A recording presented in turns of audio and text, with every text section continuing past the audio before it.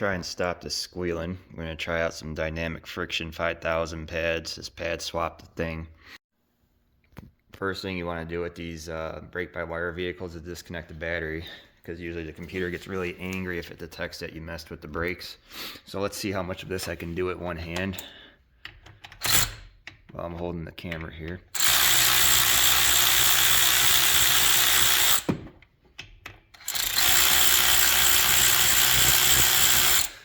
And then the socket, you can see it's got a very special spline to it, so this one comes out pretty easy. When you back it out, a little tappy tap, and that guy starts sliding out. I'm going to need my other hand, so I'll get it out the rest of the way off camera. So one of the things you have to do when you're doing it with the center pin out is I put a couple screwdrivers in. You can see, because you have to get these over that lip of the pin. So if you pry them up and then you tap the back of this, pushing that pin will slide out, so these guys can go hop over that ridge when you raise them with screwdrivers. Alright, also when you're doing it, you got to press that guy in, and then the pin is easier to slide out. So that guy comes out, and then from there we got to just pry open the pads a little bit.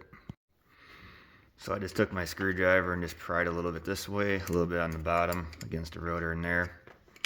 Pull the pad out.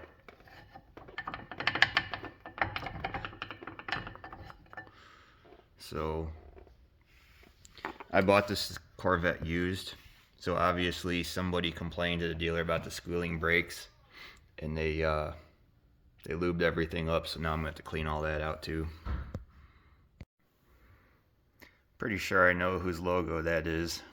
I don't buy their pads, but I want to say this is pretty close to a full metallic. So the other thing to take note of are these notches. One's up here, one's down there. When you pull the pad out, you'll see on the back there's an arrow saying up. And then when you pull the other one out, there's an arrow on this one that also shows up.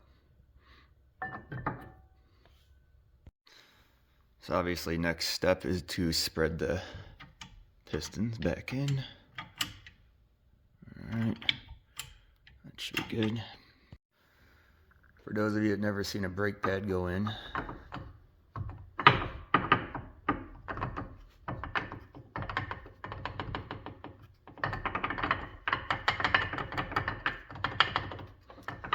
it's hard. If you have two hands, it's a lot easier to slide them in. Alright, you're probably like, okay, wise guy, now what do you do? So the 10 mil socket is basically the same diameter as this pin.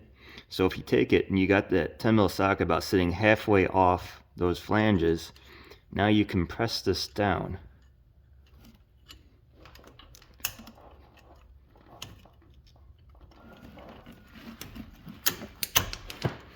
So that gets the first one started. Then you got to come back, you slide this guy over, put your 10 mil socket back in,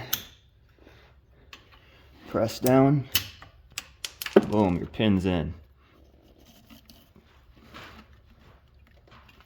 I'm trying to do this at an angle because I'm trying to not bump the camera, so it's a little hard for me to slide this stuff, so bear with me here. Part of it is you got to make sure this guy's clocked correctly too.